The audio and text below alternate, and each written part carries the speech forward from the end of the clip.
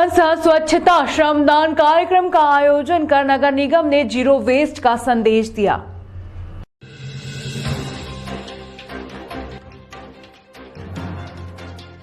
मध्य प्रदेश शासन के निर्देशानुसार स्वच्छता सर्वेक्षण 2022 अंतर्गत शनिवार को दौड़ेगा मध्य प्रदेश जीतेगा मध्य प्लॉग रन सह स्वच्छता श्रमदान कार्यक्रम का आयोजन किया गया, जिसमें दशहरा मैदान से प्लॉग रन सह स्वच्छता श्रमदान कार्यक्रम का शुभारंभ किया गया, जो विभिन्न मार्गों से होकर शहीद पार्क पर मुख्य कार्यक्रम के रूप में संपन्न हुआ।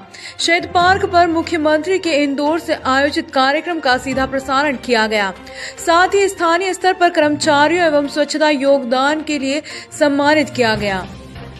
कार्यक्रम में सांसद अनिल फिरोजिया, पूर्व महापौर मीना जोनवाल, पूर्व निगम अध्यक्ष सोनू गहलोत, बाल योगी संत उमेश नाथ महाराज, स्वच्छता के ब्रांड एम्बेसडर महंत विनीत गिरी महाराज, अनुष्का राय, कर्मचारी संघ के रामचंद्र कोरट उपस्थित रहे। करवाऊंगा ताकि वह भी मेरी तरह सफाई के लिए 100 घंटे प्रयास करे। जय हिंद।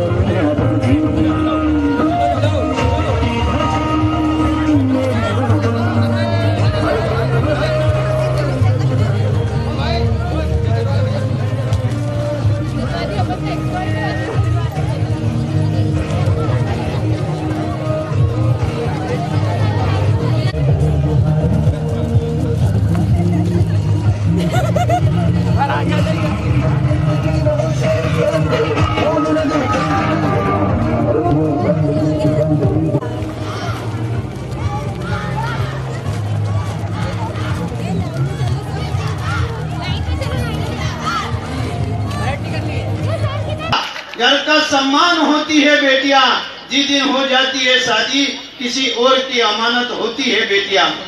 घर से दूर रहकर भी हर रिश्ता बखूबी निभाती है बेटियां। बेटे तो घर के जान होते हैं, पर घर का अटूट स्तंभ होती है बेटियां। जिंदगी के हर सफर में पता नहीं चलता, उसकी विदाई का हमें पता नहीं चलता। अब शादी कर दी उसकी तो कब पढ़ाई होती है बेटियां, अब गदाई होती है। की लाज को ढोती है बेटियां। कोई नहीं है एक दूसरे से कम, हीरा है। अगर अपने देश के नाम को रोशन करना है तो उसके लिए अत्यंत आवश्यक है हमारे समाज का, हमारे देश के नागरिकों का स्वस्थ होना। लेकिन समाज और हमारे देश के नागरिक स्वस्थ कैसे होंगे, इसका सबसे बड़ा एक पहलू है स्वच्छता। जब तक हमारे देश में स्वच्छता नहीं होगी, हमारे प्रदेश में स्वच्छता नहीं होगी, हमारे नगर में, हमारे शहर में स्वच्छता नहीं होगी, तब तक एक हम स्वस्थ समाज की परिकल्पना नहीं कर सकते। मुख्यमंत्री द्वारा उज्जैन नगर पालिक निगम को स्वच्छता पुरस्कार प्रदान किया गया। साथ ही 50 लाख की पुरस्कार राशि भेंट की गई, जिसका सीधा प्रसारण शहीद पार्क पर कार्यक्रम स्थल के माध्यम से किया गया।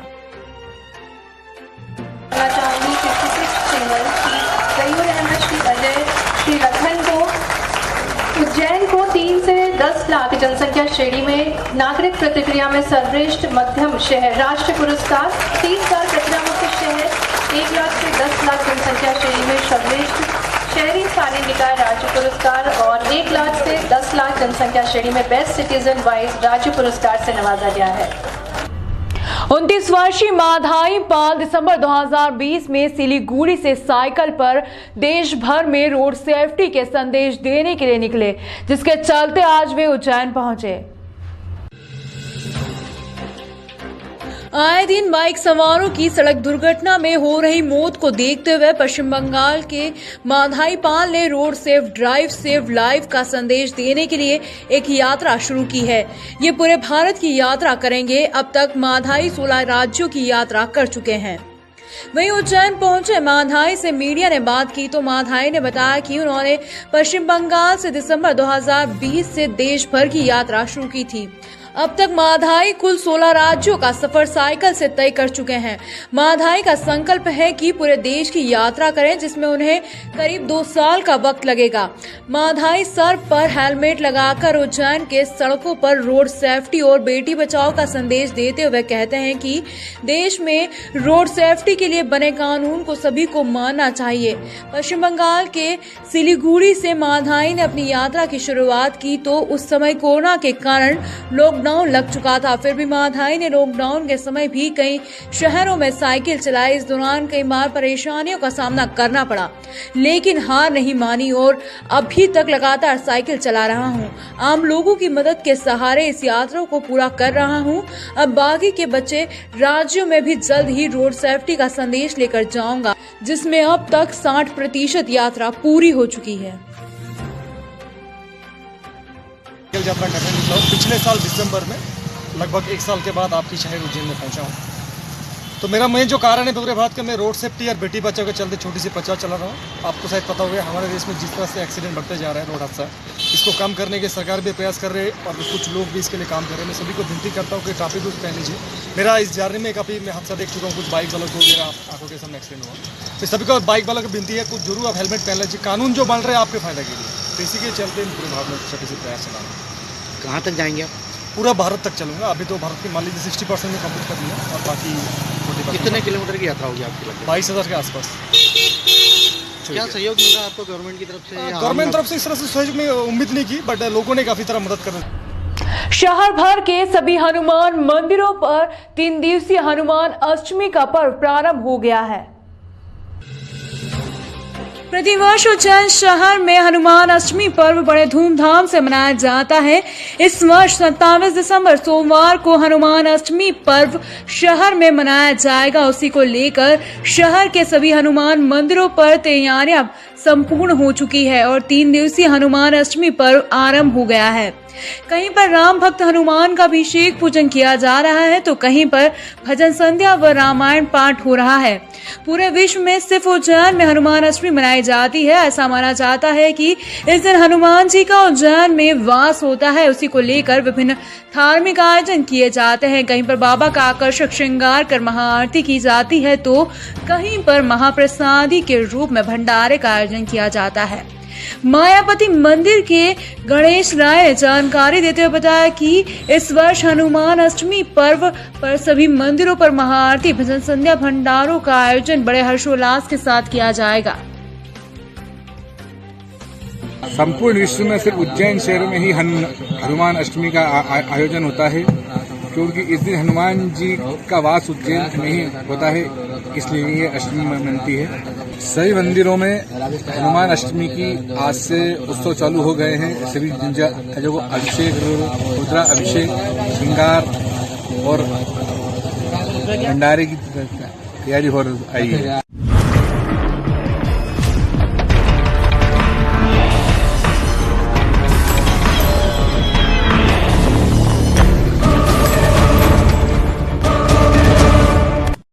आइए नजर डालते हैं बढ़ते अपराधों पर।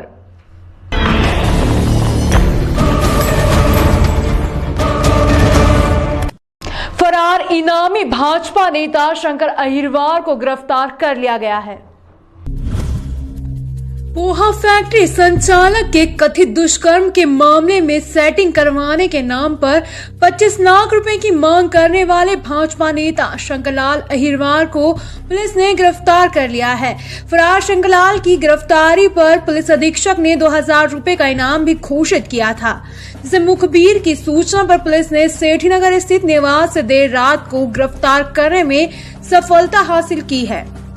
अतिरिक्त पुलिस अधीक्षक अमरेंद्र सिंह ने बताया कि नागजीरी स्थित पोहा फैक्ट्री में हुए कथित दुष्कर्म के मामले में पोहा फैक्ट्री संचालक बंटी बिंदल उर्फ भरत का नाम आने के बाद भाजपा आजाद मोर्चा आईटी सेल प्रभारी व अहिरवार समाज के संभाग अध्यक्ष सर्व रविदास संघ प्रदेश उपाध्यक्ष शंकरलाल अहिरवार अपने कुछ साथियों के साथ मिलकर उसे इस प्रकरण से बचाने और मीडिया, पुलिस और प्रशासन के लोगों को रुपए बांटने के नाम पर 25 लाख रुपए की मांग बंटी के परिवार से जुड़ी महिला से कर रहा था।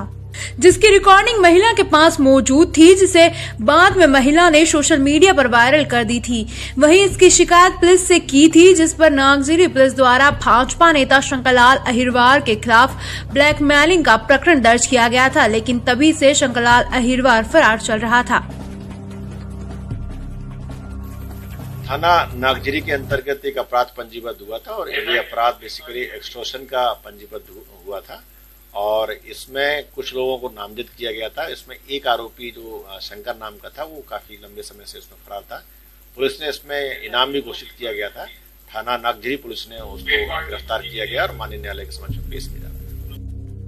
पुलिस सूत्रों के अनुसार लंबे समय से फरार चल रहे 2000 के इनामी भाजपा नेता शंकरलाल अहिरवार के सेठी नगर स्थित घर पहुंचने की सूचना जैसे ही नागजिरी थाना प्रभारी विक्रम सिंह को लगी तो उन्होंने टीम के साथ मौके पर पहुंचकर शंकरलाल को गिरफ्तार कर लिया। पुलिस आरोपी शंकरलाल को आज न्यायालय में पेश कर रिमांड मांगेगी। एक अपराध पंजीबद्ध हुआ था, अपराध क्रमांक 410 ब्लैकमेलिंग का संबंध में रजनी बिंदल ने कराया था, जिसमें एक आरोपी शंकरलाल अहिरवार काफी समय से फरार चल रहा था और श्रीमान पुलिस अधीक्षक महोदय द्वारा भी 2000 का इनाम रखा गया था इस पे, जिसे कल गिरफ्तार किया गया है और आज न्यायालय पेश किया जाएगा। क्या लगता है सर, ये कहाँ फरारी काट रहा था? पीआर भी कुछ मांगेंगे? इसका पीआर भी लेंगे, इससे और भी चीजें जब्त करना है अपराध के संबंध में और काफी समय से बाहर था ये फरार।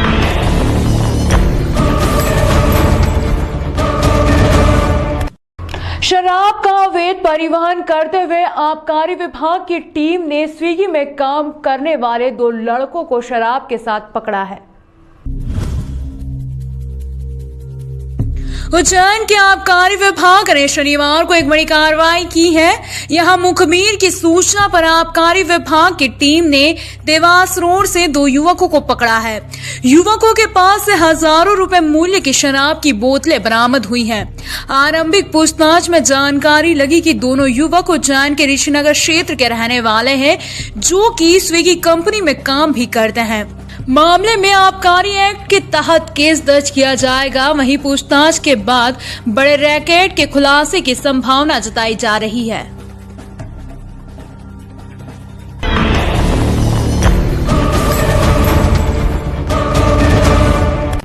शहर के प्रसिद्ध चर्चों में भगवान यीशु का जन्मोत्सव धूमधाम से मनाया गया।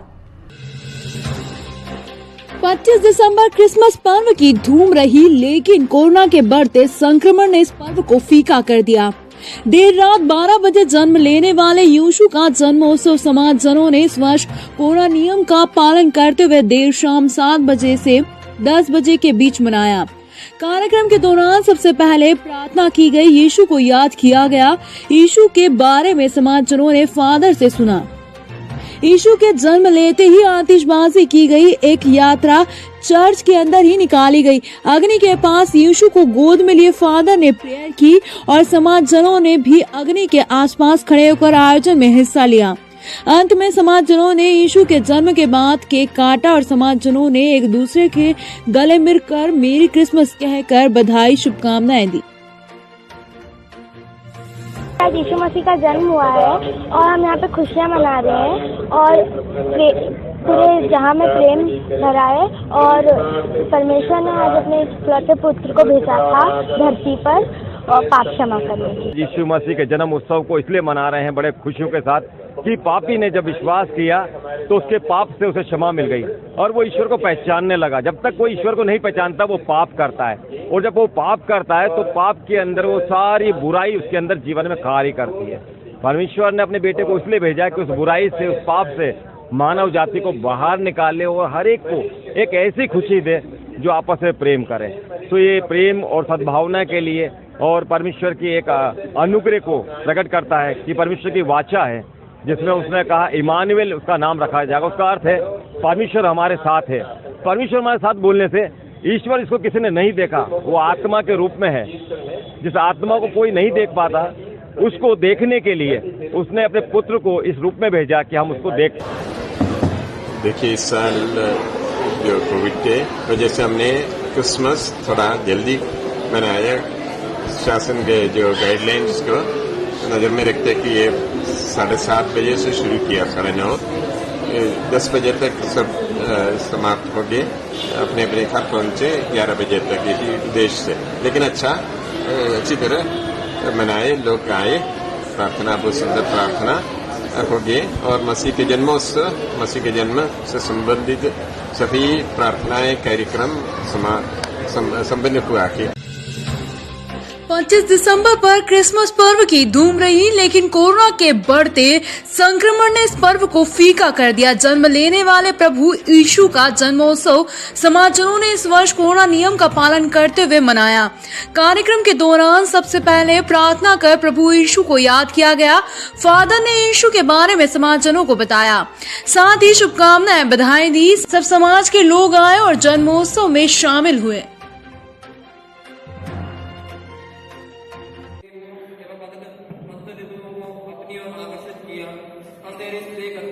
हम तेरी स्तुति करते